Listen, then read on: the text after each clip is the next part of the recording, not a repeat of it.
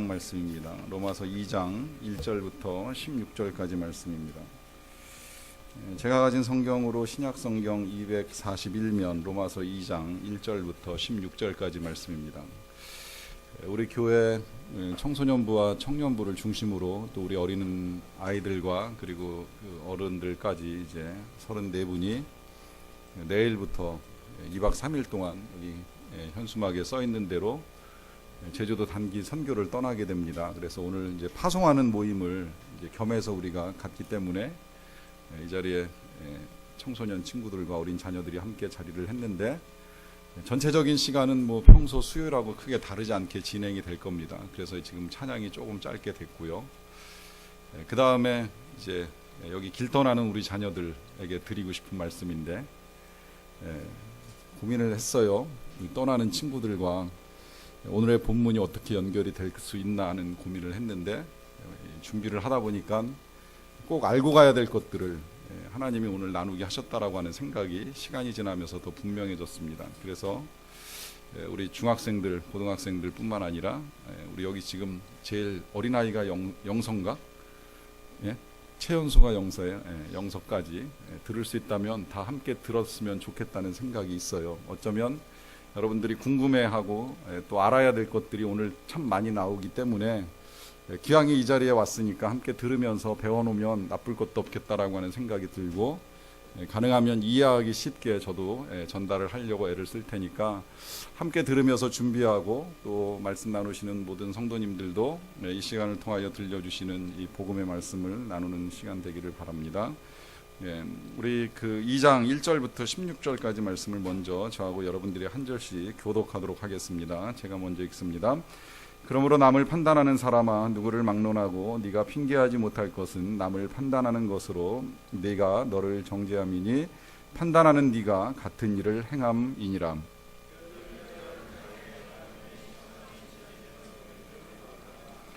이런 일을 행하는 자를 판단하고도 같은 일을 행하는 사람아, 네가 하나님의 심판을 피할 줄로 생각하느냐.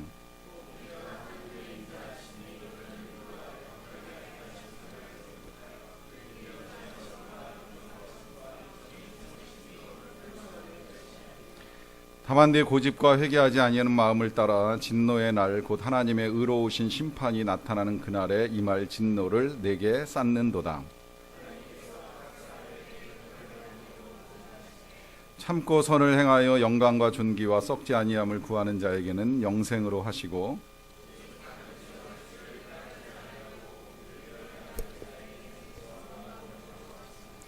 악을 행하는 각 사람의 영에는 환난과 곤고가 있으리니 먼저는 유대인에게요 그리고 헬라인에게며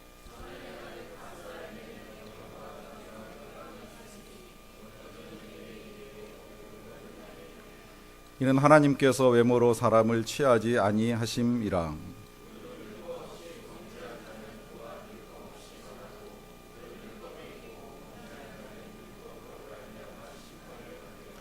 하나님 앞에서는 율법을 듣는 자가 의인이 아니요 오직 율법을 행하는 자라야 의롭다 하심을 얻으리니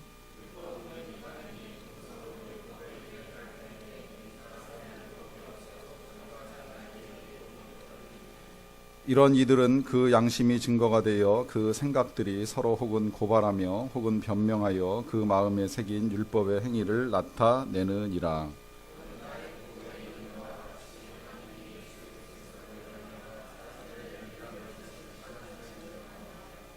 아멘. 성경 야고보서를 보면 너희가 병낫기를 위하여 서로 기도하라 하는 말씀이 있고요. 그 뒤에는 너희가 서로 죄를 고하며 함께 기도하라 하는 말씀이 덧붙여져 있습니다. 죄를 고하며 함께 기도하라라고 하시는 말씀을 하시는 이유는 우리의 기도가 빠르게 응답되기 위하여 필요한 것 가운데 한 가지는 우리의 거룩함입니다. 우리가 성결할 때 응답이 신속하게 일어납니다. 때때로 우리에게 있어서 우리의 기도가 빨리 응답되지 아니하는 이유는 우리가 아직 그것을 받을 만한 거룩함의 자리 가운데 들어가지 못했을 경우가 많습니다. 그러다 보니까 서로 간의 죄를 고하고 고백하고 회개하고 기도하면서 병낫기를 구하라 이렇게 이제 말씀을 하시는데 어느 한 집회에 갔던 이제 고등학생들이 말씀을 듣다가 이제 이 말씀의 은혜를 받았어요. 이 죄를 고하며 서로 기도하라라고 하는 이제 이런 말씀의 은혜를 받아가지고 집회가 끝나고 난 다음에 이 고등학생 친구들 4명이 앉아가지고 야, 우리 죄를 서로 고하며 기도하라고 하셨으니까 우리가 서로 갖고 있는 죄를 좀 한번 솔직하게 다 털어놓고 함께 기도하면 어떻겠냐 이렇게 이제 이야기를 했습니다. 그래서 한 친구가 이제 이야기하는 거예요. 난 실은 그동안에 교회는 열심히 다녔는데 니들 몰래 담배를 좀 폈다. 내가 교회 오기 전에 담배 피고 예배 끝나면 나가다가 골목 뒤에서 담배 피는 일을 했었다 그래요. 또 한 친구가 나는 담배는 안 피는데 술을 워낙 좋아해서 이 학생이지만 때때로 술집도 가고 술도 먹는 일을 했는데 이젠 그만해야 되겠다 이제 이런 이야기를 했습니다. 그러자 또 한 친구가 나는 뭐 술 담배는 안 하지만 남의 물건을 훔치는 버릇이 있어가지고 이제 누가 좋은 걸 가지고 있는 걸 보게 되면 자꾸 이렇게 마음이 훔치고 싶은 생각이 든다 하는 이제 죄를 솔직하게 이야기했어요. 마지막 남은 친구가 입을 안 열어요. 그래서 너는 왜 얘기 안 하냐 그랬더니 처음엔 얘기 잘 안 하고 그냥 가만히 있더라고요. 그래서 넌 얘기 안 할 거냐, 우리 다 얘기했는데 너만 안 하면 치사하지 않냐, 이제 이렇게 생각하죠. 보통 다 했는데 얘도 뭔가 하나 꺼내놔야 되잖아요. 그러니까 이 친구가 주저주저 하다가 한마디를 합니다. 나는 남의 단점을 들으면 즉시 다른 사람한테 가서 알리는 습관이 있는데 지금 어떻게 해야 될지 좀 고민이라 하는 이야기를 합니다.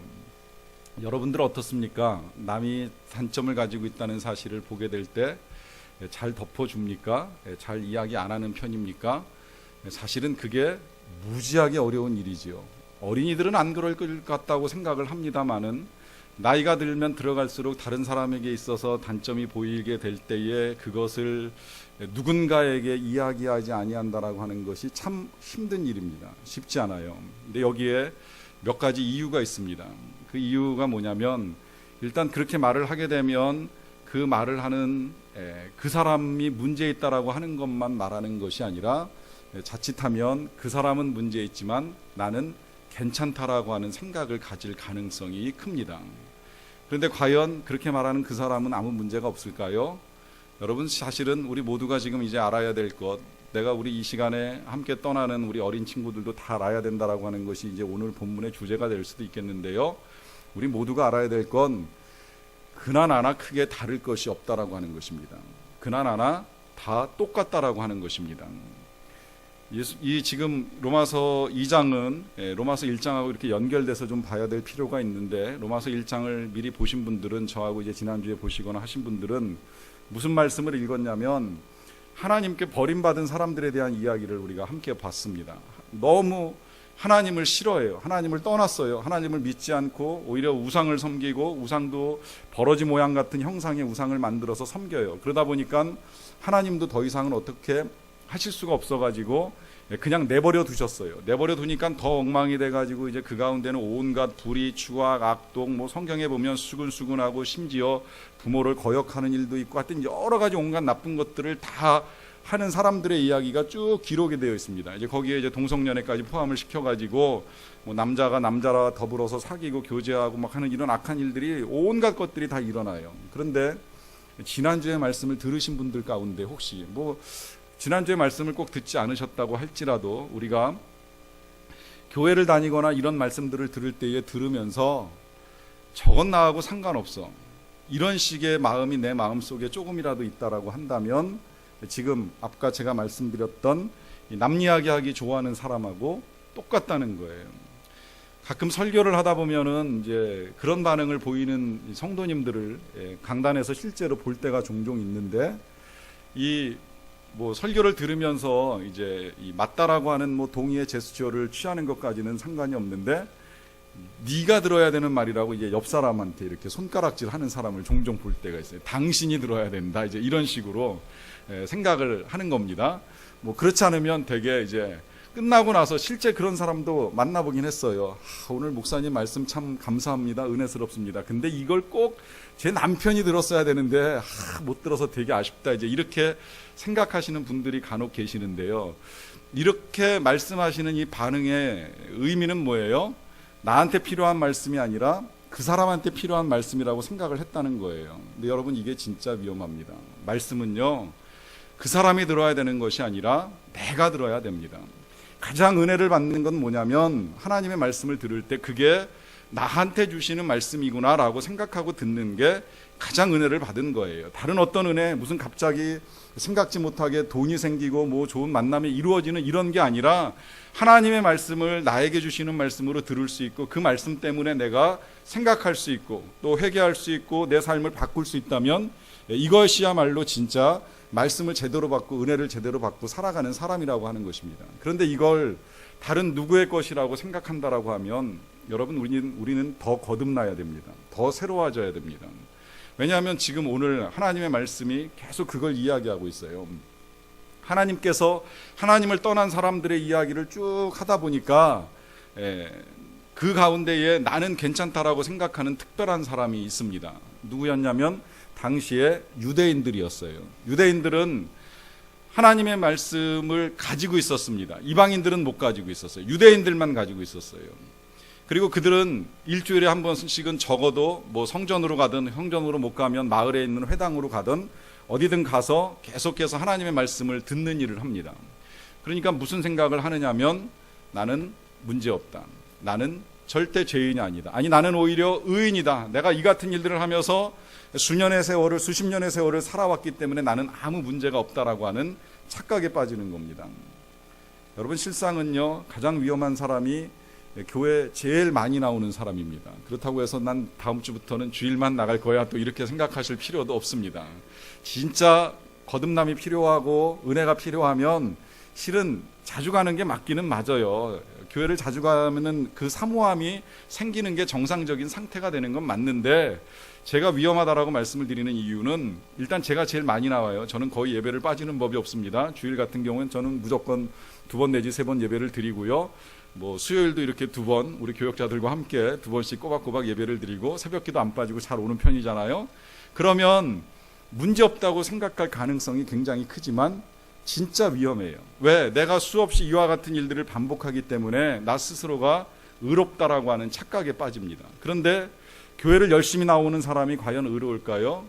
여러분들 미안한 이야기지만 가끔 그런 이야기 듣는 경우 있잖아요. 목사가 사고치고 장로가 사고치고 권사가 사고치고 그 사람들이 교회를 많이 안 갔기 때문에 일어난 일일까요? 교회를 많이 가도 사고는 일어날 수 있다는 거예요. 문제가 생길 수도 있다는 거예요. 그렇기 때문에 우리가 이런 종교 행위를 반복한다라고 해서 내가 의롭다라고 말할 수 있는 권한은 없다라고 하는 거죠. 근데 이제 유대인들이 그런 착각에 빠졌어요. 우리는 하나님의 말씀을 이방인들은 못 가지고 있지만 우리는 가지고 있고 또 우리는 매 주일마다 이렇게 들을 수 있는 기회를 가지고 있으니까 아무 문제 없는 거 아니냐. 로마서 시작하면서 사도 바울이 이 하나님을 떠난 사람들이 이런저런 죄를 지었다라고 말씀하시는데 그건 그 이방인들이 들어야 될 이야기지 내가 들을 이야기는 아니지 않느냐라고 하는 생각을 가지고도 있었습니다. 그러다 보니까 뭐라고 말씀을 하시냐면 거기 로마서 2장 1절 말씀부터 3절까지 말씀을 한번 좀 다시 봅니다. 그러므로 남을 판단하는 사람아 누구를 막론하고 네가 핑계하지 못할 것은 남을 판단하는 것으로 네가 너를 정죄함이니 판단하는 네가 같은 일을 행함이니라 그래요. 여기 누구를 향하여 말씀하고 계세요? 남을 판단하는 사람을 향하여 분명하게 말씀을 합니다. 그러면서 뭐라고 말을 하냐면 네가 같은 일을 지금 행하고 있다 그래요. 이 같은 일을 행하고 있다라고 하는 이 말씀을 그 밑으로 내려가서 보시게 되면 이제 이어서 그냥 읽어 나갈게요. 이런 일을 행하는 자에게 하나님의 심판이 진리대로 되는 줄 우리가 아노라. 이런 일을 행하는 자를 판단하고도 같은 일을 행하는 사람아 네가 하나님의 심판을 피할 줄로 생각하느냐라고 하면서 뭐라고 이야기해요? 계속 같은 일을 행하는 사람이라 그래요. 여기서 지금 이제 분명하게 밝히고 있습니다. 이방인이나 유대인이나 다르지 않다는 거예요. 여러분 이걸 여기 모든 사람들이 다 그렇게 생각을 하셔야 돼요. 교회 다니는 사람이나 교회를 안 다니는 사람이나 다르지 않다는 거예요. 다 똑같다는 거예요. 그리스도인이나 비그리스도인이나 다 같다는 거예요. 다를 것이 없다는 겁니다. 왜? 다 하나님의 심판 아래 있다는 거죠. 여러분 지금 이제 우리 여기 많은 친구들이 내일 이 제주도를 갑니다. 2박 3일 동안 짧은 시간이지만 귀한 사역을 하고 오게 될 터인데 묻고 싶지만 뭐 대답은 안 하셔도 돼요. 자, 왜 가느냐라고 하는 거예요. 왜 가느냐? 제주도 안 가봤으니까 간다. 뭐 제주도 부모님이 가자 그러시니까 간다. 뭐 여러 가지 이유들이 있을 수가 있겠습니다만은 여러분, 교회가 지금 이같이 제주도가 되었던 뭐 어디가 되었던 선교를 하고 선교를 나가고 또 선교사를 지원하는 가장 근본적인 이유, 이거 하나는 우리 모든 사람들이 다 알고 가야 되고 또 보내야 됩니다. 무엇일까요? 하나님의 심판을 피할 수 있는 사람이 없다는 거예요. 이 세상에 그 누구도 하나님의 심판을 피해갈 사람이 없습니다. 하나님의 심판 앞에 예외가 되는 사람은 단 한 사람도 없습니다. 제가 이 자리에서 뭐 매일같이 새벽마다 설교를 하고 뭐 수요일, 금요일, 주일을 설교한다고 해서 제가 심판을 피해갈 수 있을까요? 못 피합니다. 예외가 아닙니다. 여러분들 중에 누가 신앙생활을 열심히 했다고 해서 하나님의 심판을 피할 수 있을까요? 못 피합니다. 심판은 예외가 없습니다. 여기 지금 마지막 2장 3절에서 하는 말이 그 말이에요. 네가 하나님의 심판을 피할 줄로 생각하느냐. 여기 네가가 누구냐? 유대인, 이방인, 그리스도인, 비그리스도인, 헬라인 다 해당되는 거예요. 아무도 심판을 피할 수 없다는 거예요. 하나님의 심판에서 예외가 되는 사람 단 한 사람도 없습니다. 심판이 정말 있는 거야? 사랑의 하나님이신데 정말 심판을 하시는 거야? 오늘 이런 궁금한 질문들 몇 가지를 좀 같이 풀어나갈 수 있을 것 같은데요. 심판은 분명히 있습니다. 여기 심판에 대해서 뭐라고 말씀하시냐면 그 이제 중간에 보시면 하나님의 심판이 진리대로 된다 그래요. 진리대로. 이 진리대로 된다는 거는 이제 여러 가지 의미가 있는데 하나는 이런 거예요. 이제 진실을 따라서 된다는 거예요. 이제 나중에 또 보겠습니다만은 하나님의 심판 앞에는 숨겨지는 게 없습니다. 다 드러납니다. 우리가 그동안엔 사람의 눈을 피하고 사람에게 숨겨온 것들이 있을 수 있지만 하나님께는 숨길 게 없기 때문에 우리가 행한 진실대로 심판을 받아요. 어떤 면에서는 감사할 수도 있어요. 그동안에 억울한 일이 있었으면 심판 앞에 그 억울한 게 다 드러나기 때문에 내 억울했던 일들은 하나님이 다 풀어주실 거예요. 그래서 때로 심판의 날은 보응의 날이 되고 보복의 날이 된다고도 이야기하는 것이 거기에 있습니다. 그러나 숨겨온 죄악이 있다면 죄악도 드러나게 되겠지요. 이것이 이제 진리대로 되는 것인데 더 중요한 건 진리대로 된다는 건 하나님의 말씀대로 된다는 의미입니다. 그런데 하나님의 말씀은 심판에 대해서 없을 것이라고 말씀하신 적이 한 번도 없습니다. 지난주에도 말씀드렸지만 모든 서신서마다 주님이 강림하실 때 심판이 있을 것이라고 분명하게 말씀을 하십니다. 또 실제 심판이 성경에 몇 차례 있었어요. 우리가 잘 아는 대로 노아 시대에 홍수를 통한 심판이 있었던 거 아시죠? 몇 명만 살아남아요. 노아의 가족 8명만 살아남고 다 심판당해서 멸망했어요. 사람들이 하나님을 대적해서 바벨탑을 세울 때 어떻게 됐어요? 하나님의 심판에 의하여 하늘 꼭대기에 닿던 바벨탑이 무너집니다. 또 그 이후에도 소돔과 고모라에 대한 심판이 분명히 있었다는 거 아마 우리 들은 친구들 아는 친구들 많을 거고요. 여기서만 또 끝나는 것이 아니라 이스라엘 백성이 죄를 짓고 짓다가 더 이상은 안 되겠다 싶을 때 어떤 일이 일어나요? 이스라엘이 아수르와 바벨론에 의해 가지고 멸망당하는 심판을 겪게 됩니다. 심판이 있어요. 그러면 왜 사랑의 하나님께서 심판을 하시는가? 그 이유는 일단 조금 이따 보도록 약속을 하고요. 먼저 알아야 될 건 뭐냐면 그러면 우리 시대의 심판은 어떻게 되는 것인가? 정말 심판이 있는가? 있습니다. 그런데 지연됩니다. 왜 지연되느냐? 거기에 이유가 있어요. 로마서 2장 4절에 이유가 나와 있는데요. 혹 네가 하나님의 인자하심이 너를 인도하여 회개하게 하심을 알지 못하여 그의 인자하심과 용납하심과 길이 참으심이 풍성함을 멸시하느냐라고 하면서 심판이 지연되는 이유가 나와요. 뭐예요? 그건 우리 하나님의 인자하심이 풍성하기 때문이라고 하는 겁니다.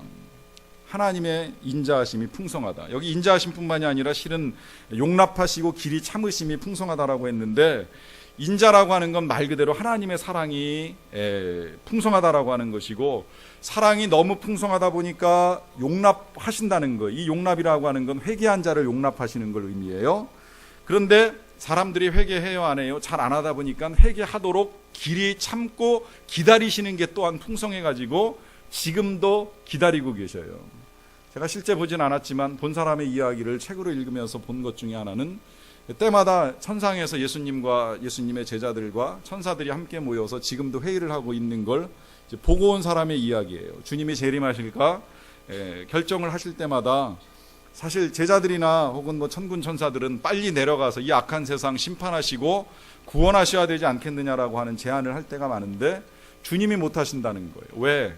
아직도 돌아와야 될 사람이 있기 때문에, 아직도 구원해야 될 사람이 있으니까 조금만 더 기다려보자라고 하면서 심판을 길이 참으신다는 거예요. 이제 유예하신다라고 하는 거죠. 그때에 우리가 할 일이 뭐예요? 그때 우리가 할 일이 이 심판받아 마땅한 사람들에게 복음을 전하는 겁니다. 이렇게 제주도까지 가가지고 사랑을 나누는 거예요.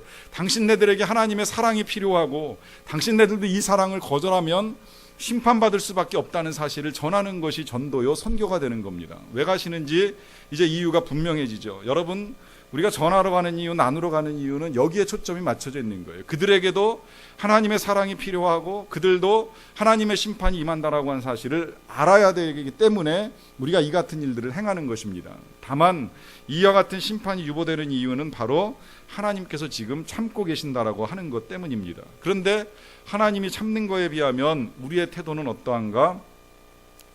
로마서 2장 5절 말씀 보세요. 다만 네 고집과 회개하지 아니하는 마음을 따라 진노의 날 곧 하나님의 의로우신 심판이 나타나는 그날에 이 말 진노를 내게 쌓는도다. 자, 무엇이 하나님의 진노를 지금 쌓아가고 있어요? 우리의 고집과 회개하지 아니하는 마음이 하나님의 진노를 쌓아가고 있다라고 하는 겁니다. 하나님은 참고 계시고 기다리고 계시는데 거꾸로 사람들은 고집 부리면서 계속 하나님께로 돌아올 기회를 잃어버리고 있다라고 하는 것이지요. 여러분, 우리가 예수님을 우리의 구세주라고 하는 표현을 가지고 사용을 합니다. 우리의 구주, 구원자 이런 표현 제일 많이 사용하는데요. 예수님 뒤에 그리스도라고 하는 이름이 붙인 까닭도 그 의미를 담고 있는 거예요. 예수님이 우리의 구세주시다, 구원자이시다. 그래서 예수 그리스도 이렇게 표현을 합니다. 지금 믿으면 예수님이 구원자예요.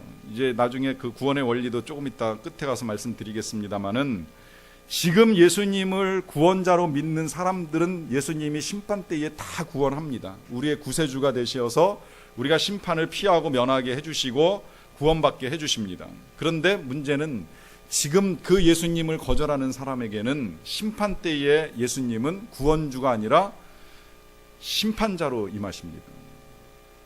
심판자로 임하셔서 심판하십니다. 그때까지 예수님이 참고 기다리시는 거. 이 기다리는 동안에 끝까지 고집 부리면서 회개하지 아니하는 마음을 가지고 오면 하루하루 진노를 쌓아가는 것이나 다름이 없다는 거예요. 또 하루하루 용서의 기회를 줬는데 이 용서의 기회를 계속 버리니까 그만큼 진노의 일들은 쌓여갈 수밖에 없다라고 하는 것이죠. 여러분, 그래서 그 사실을 아셔야 돼요. 성자는 죄 짓지 않는 사람이 아니라 회개하는 자라고 하는 말씀이 있습니다. 죄를 짓지 않고 살아가는 사람은 있을 수 없어요. 누구라도 죄는 다 짓습니다. 그러나 진짜 성자는 죄를 안 짓는 사람이 아니라 회개하는 사람이라고 하는 거예요. 고집 부리지 않고 하나님 앞에서 내가 잘못됐다는 사실을 인정하는 사람이 거룩한 사람이 될 수 있다는 의미입니다. 자, 이와 같이 하나님의 심판이 의로운 이유가 있는데요. 그것은 이제 우리가 행한 대로 보응하시기 때문입니다. 로마서 2장 6절부터 8절까지 말씀을 보세요.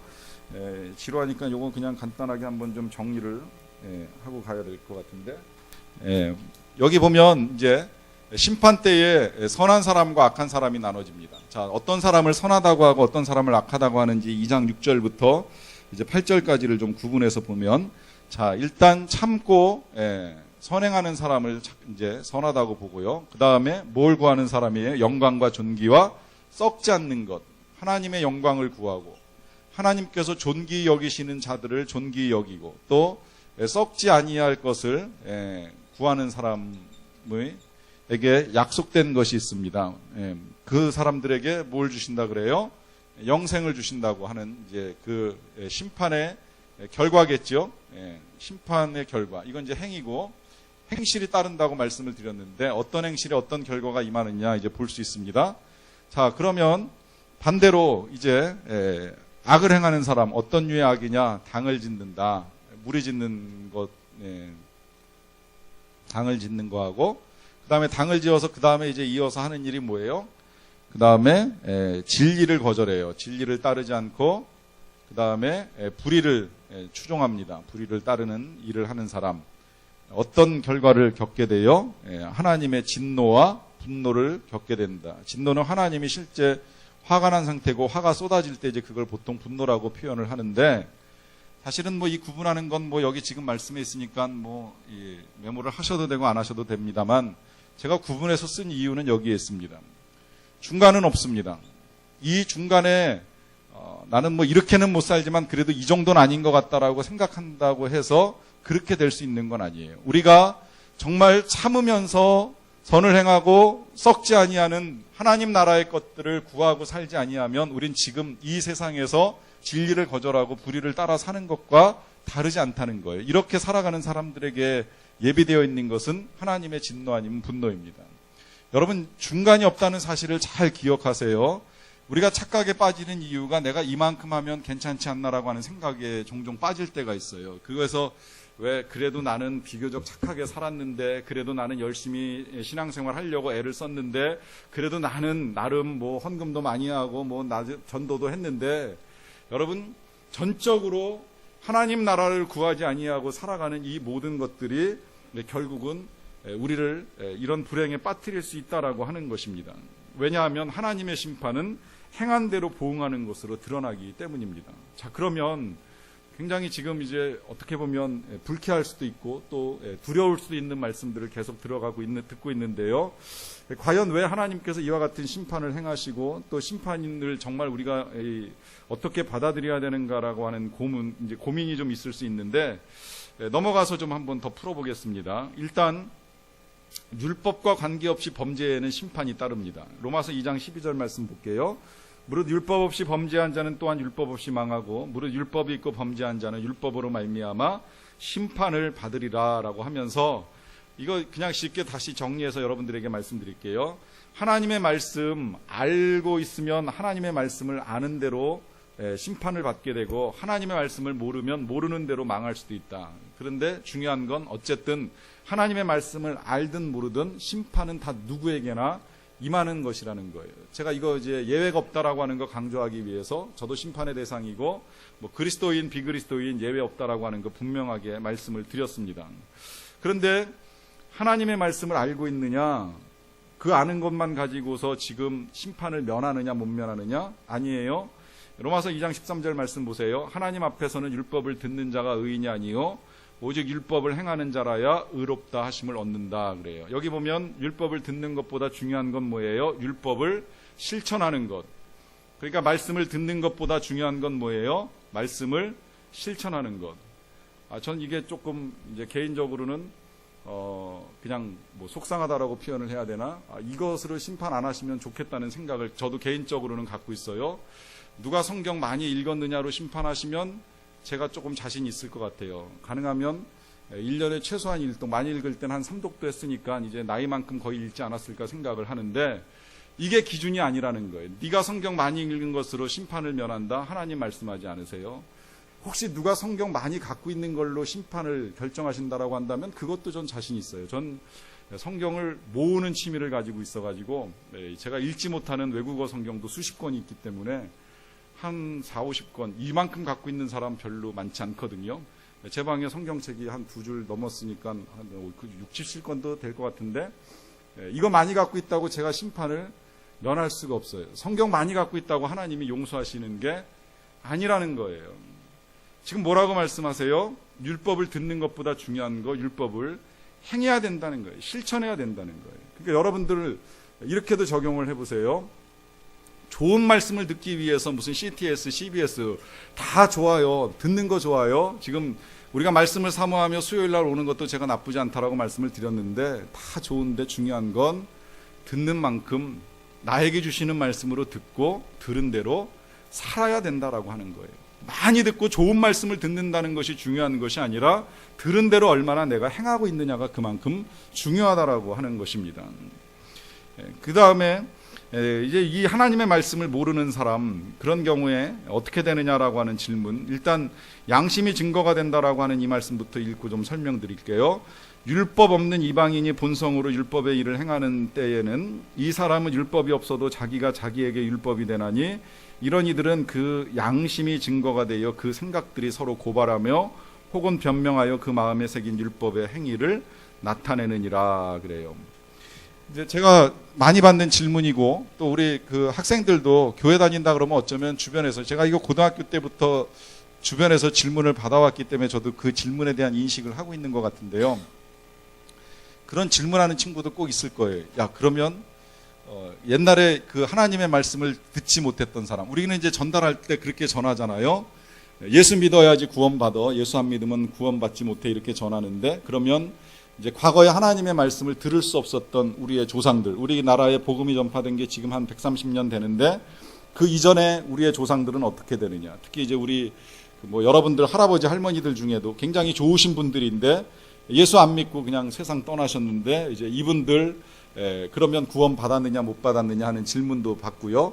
그 다음에 이제 우리가 아는 사람 중에 우리나라를 위해서 좋은 일 많이 했던 세종대왕이나 요새 또 한참 뜨고 있는 명량의 주인공인 이순신 장군 같은 분은 구원을 받았느냐 못 받았느냐 하는 이제 여러 가지 질문이 계속 제기가 됩니다.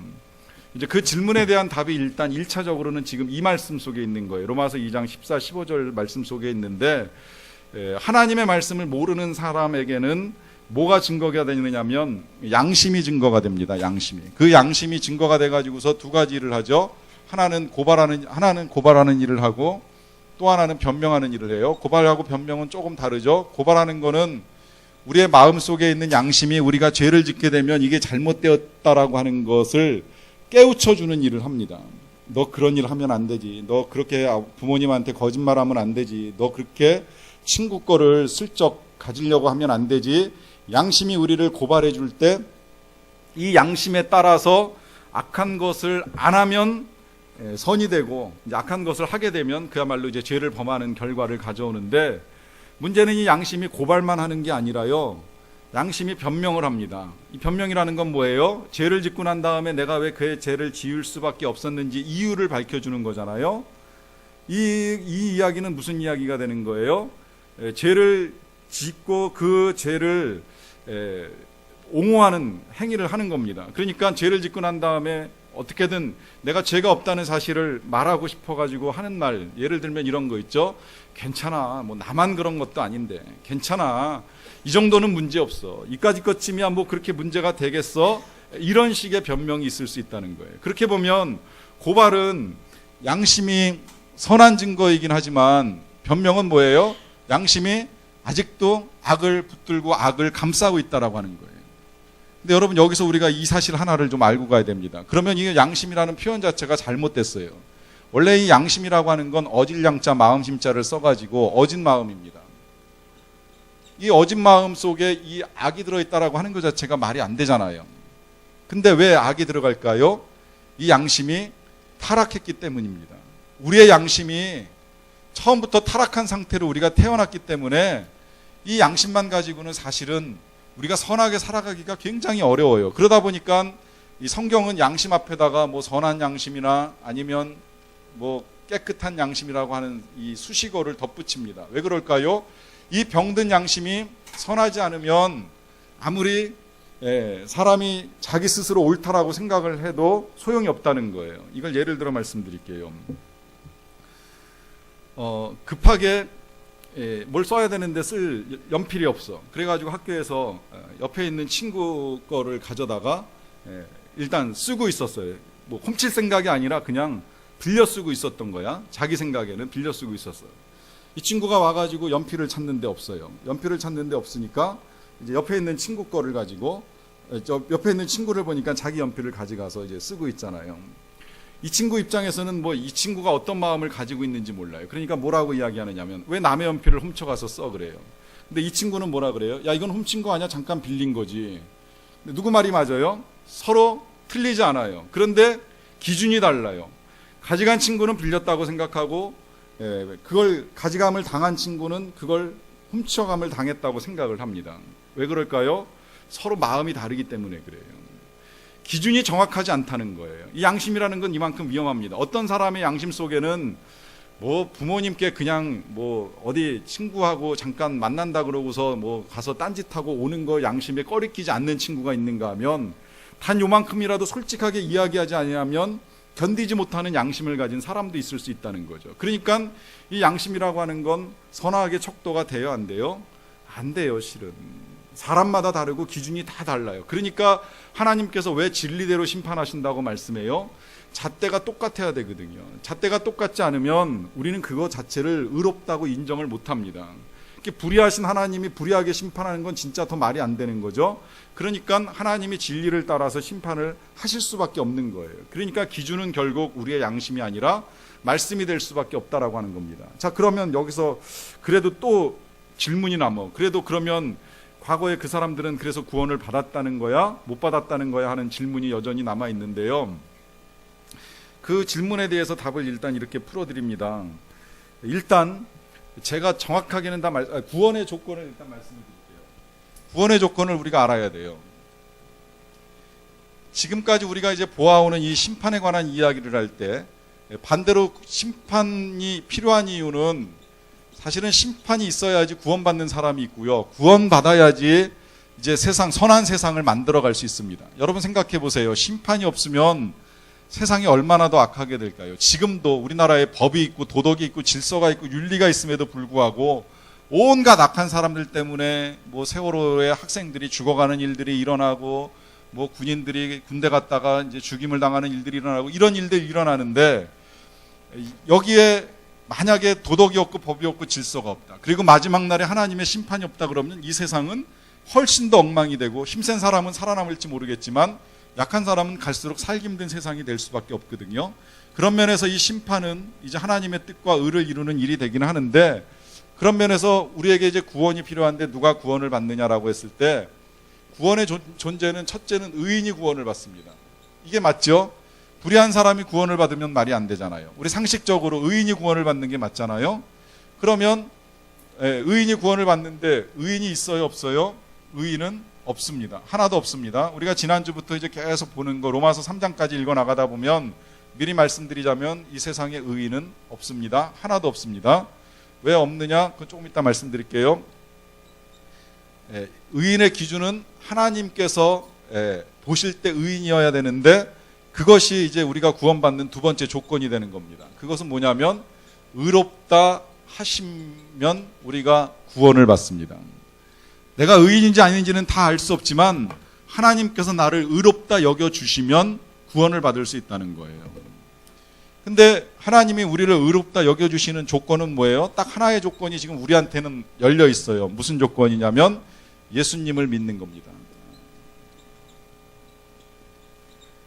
이건 성경의 약속이니까 분명하게 말씀을 드리는 거예요. 하나님이 우리를 사랑하시기 때문에 독생자 예수님을 주셨는데 이는 저를 믿는 자마다 멸망하지 않고 구원을 얻으리라, 영생을 얻으리라 약속하셨기 때문에 예수님을 믿으면 의롭다 여겨주시고 그렇게 해서 의인이 된 사람은 구원을 받을 수 있다는 거예요.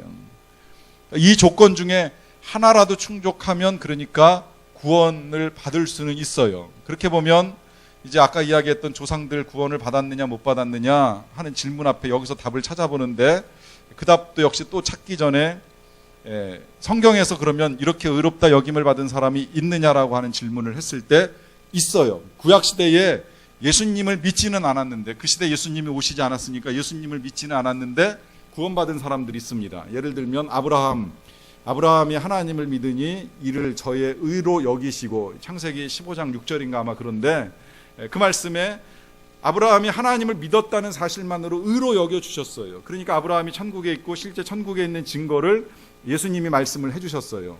또 노아가 방주를 만들고 하나님께 순종한 것 같지만 방주 만든 다음에 나와가지고 포도주 만들어가지고 술에 취해가지고 옷 벗고 누워있는 일도 했어요. 근데 놀랍게도 하나님은 그를 당대의 의인이요 완전한 자라고 인정해 주셨어요. 하나님이 의롭다 여겨주셨으니까 노아는 구원을 받은 거예요. 그 밖에도 뭐 에녹이라는 사람이 하나님과 동행하다가 하나님이 데리고 하나님 나라에 들어가지요. 의롭다 여겨주신 거예요.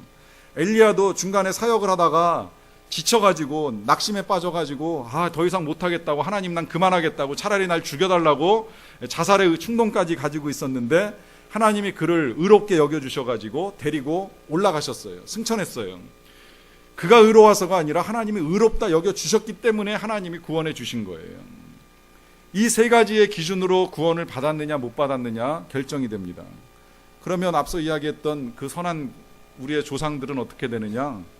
전 몰라요. 하나님이 그들을 의롭게 여겨주셨는지 아니 여겨주셨는지 성경에 증거가 없으니까 정확하게 말을 못하겠어요. 다만 이거 하나는 분명해요. 그들도 심판의 대상이었다. 그들도 심판을 피할 수는 없다. 누구나 다 예외 없이 하나님의 심판 가운데 의로울 사람이 없다라고 하는 겁니다. 다만 그 사람들을 그 귀한 분들을 의롭다 여겨주시는 건 하나님이 아시고 계시기 때문에 하나님께 맡길 일이라고 하는 겁니다. 세계에서 전도를 제일 많이 한 목사님을 꼽으라고 하면 미국의 찰스 무디 목사님 꼽습니다. 제가 주일에도 잠깐 소개했죠. 성경 읽다가 의심나면 밖에 나가 리어컨 밀어주고 와서 성경을 보라. 우리 청소년들 못 들었으니까 다르게 해석해 주자면, 하나님 계신지 모르겠으면 이번에 제주도 가면 선교지에서 잘 봐요. 하나님이 하시는 일들을 우리 목사님들 설명을 통해 가지고 보고 들을 수 있으면 하나님 살아계신 걸 볼 수 있는 기회들이 될 거예요. 그런 이야기를 이제 해주신 분이 무디 목사님이신데, 무디 목사님이 전도를 많이 하다 보니까 사람들이 궁금해가지고 물어봤어요. 누구는 구원 받았어요? 누구는 이번에 구원받고 천국에 갈 수 있어요? 없어요? 목사님이 전도하셨는데 그 사람은 과연 구원받고 천국에 갔을까요? 못 갔을까요? 무디 목사님이 이렇게 답변을 하셨어요. 내가 전도는 많이 했는데 아직 하나님의 생명책을 들여다보질 못했네. 그래가지고 거기에 누가 구원을 받는지 안 받는지 확인을 할 수가 없네. 무디 목사님도 확인 못하시는 걸 제가 어떻게 확인해 드리겠습니까? 확인을 못하지만 모두가 다 심판의 대상이라고 하는 사실만큼은 성경이 말씀하고 계시니까 확실하게 전해드리는 겁니다. 자, 이 심판이 복음입니다. 이 심판이 왜 복음이냐? 로마서 2장 16절에 보세요. 곧 나의 복음, 분명히 복음이라고 이야기합니다. 이 복음의 이른 바와 같이 하나님이 예수 그리스도로 말미암아 사람들의 은밀한 것을 심판하시는 그날이라라고 하면서, 은밀한 것을 심판하시는 그날이, 그날에 대한 이야기가 바로 복음이라고 말을 하고 있습니다. 왜냐? 이 심판 때문에 우리가 구원의 은혜를 알 수 있기 때문이라고 하는 거예요. 자, 그러면 심판이 어떻게 진행이 되는가? 로마서 2장 9절 봅니다. 악을 행하는 각 사람의 영에는 환난과 곤고가 있으리니 먼저는 유대인에게요, 그리고 헬라인에게다. 악을 행하는 사람에게 환난과 곤고가 있대요. 유대인도 예외 아니고 헬라인도 마찬가지라는 이야기입니다. 결국 그러니까 그리스도인도 예외는 아니라는 거죠. 그러나 한편 선을 행하는 자에게 어떤 일이 있는가? 선을 행하는 사람, 로마서 2장 10절 보세요. 선을 행하는 각 사람에게는 영광과 존귀와 평강이 있으리니 먼저는 유대인에게요, 그리고 헬라인에게라. 이는 하나님께서 외모로 사람을 취하지 아니하심이라. 자, 결론적으로 중요하기 때문에 이제 정리를 좀 몇 가지 하고서 마무리 바로 하도록 하겠습니다. 일단 심판이 진행이 됩니다. 어떻게 진행이 되느냐? 우리가 아까 제일 먼저 봤던 건 진리대로 진행이 됩니다. 하나님의 말씀대로 심판은 진행될 것입니다. 그 다음에 어떻게 심판이 또 진행이 되느냐면 우리가 행한 대로 심판이 진행이 됩니다. 그 다음에 여기 보니까 벌써 앞에 로마서 2장 16절에서 사람들의 은밀한 것을 심판하신다고 돼 있고, 또 로마서 2장 11절 맨 마지막에 보시면 하나님이 외모로 사람을 취하지 아니하신다라고 해가지고 무엇을 심판하시냐면 우리의 숨긴 것을 심판하시는 것, 이게 심판의 원리입니다. 하나님의 말씀을 따라 우리가 행한 대로 사람들에게 드러난 건 이미 이 세상에서 칭찬과 상벌로 다 결정이 났고요. 이제 숨긴 것이 드러나게 되어 있습니다. 이 숨긴 것은 우리의 악이라면 하나님이 벌을 하시겠지만, 여기 이 숨겼다라고 하는 것에는 선도 포함이 돼요. 그래서 예수님이 강조해 주셨던 건 은밀한 중에 구제해라, 은밀한 중에 기도하라, 은밀한 중에 금식하라라고 하면서 사람에게 보이려고 하지 말고 하나님 보이는 그 은밀한 것들을, 할 것들을 아주 강조하셨습니다. 그래서 숨긴 것이 이제 선악간에 다 드러나는 때가 이르게 되는데, 이와 같은 일들을 위하여서 우리는 어떻게 해야 되느냐? 우리가 할 일이 몇 가지가 있습니다. 일단 남 판단하는 거 멈춰야 됩니다. 그 다음에 뭘 해야 되느냐? 나를 판단해야 돼요. 자기 판단을 해야 됩니다. 이 자기 판단 기준은 뭐냐? 하나님 보시기에 과연 나는 의로운가 하는 질문이 있어야 돼요. 내가 보기에 내가 의로운 거 소용없어요. 하나님 보시기에 내가 의로운가 질문을 해야 됩니다. 그리고 아니라면 어떻게 해야 돼요? 회개해야 됩니다. 여러분, 하나님을 기쁘시게 하는 건 많이 있어요. 이같이 지금 이제 심판받을 자들을 향하여서 하나님의 사랑을 나누기 위해 떠나는 일은 하나님이 무척 기뻐하시는 일임에는 틀림이 없어요. 그렇지만 이런 생각을 함께 하시긴 하셔야 돼요. 예수님 비유 가운데 집을 떠났다가 돌아온 아들이 있고 집에 머물러 있었던 아들이 있습니다. 두 아들 중에 누가 더 하나님을 기쁘시게 했는지 아세요? 집 떠난 아들이 아버지를 기쁘게 했을까요? 집에 남아있는 아들이 아버지를 기쁘시게 했을까요? 여러분, 그 성경 누가복음 15장을 읽어나가다 보면 이 아버지가 아들이 돌아올 땐 무지하게 기뻐합니다. 맨발로 뛰어나가서 끌어안고 입 맞추고 옷 입히고 잔치 벌려주면서 그 기쁨을 극도로 충만하게 누립니다. 그런데 그 잔치 가운데 큰아들 딱 마주쳤을 때 어떻게 돼요? 큰아들이 화내고 나가려고 그러잖아요. 집에 있던 아들이에요. 이 집에 있던 아들이 아버지를 기쁘게 못하게 해요. 그럼 여기서 우리가 생각을 해야죠. 하나님을 가장 기쁘시게 하는 건 무엇일까? 우리의 회개라는 거예요. 우리의 불의함을 인정하고 우리가 심판받아 마땅한 존재라고 하는 사실을 인정하면서 하나님 앞에 회개할 때 하나님이 우리를 기뻐하신다라고 하는 겁니다.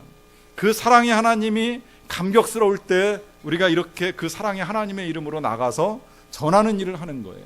하나님을 나누는 거예요. 그리고 이 하나님의 사랑을 알지 못하는 자들에게 임하게 될 심판과 진노를 생각하면서 당신들도 예수를 믿어야 된다고, 당신들도 예수를 알아야 된다라고 하는 이 일이 선교고 전도가 되는 것입니다. 우리 모두가 다 이 심판 아래 구원받은 하나님의 자녀임을 감사하면서 이 귀한 사역을 잘 이루시기를 축복합니다. 기도하겠습니다. 하나님 감사합니다.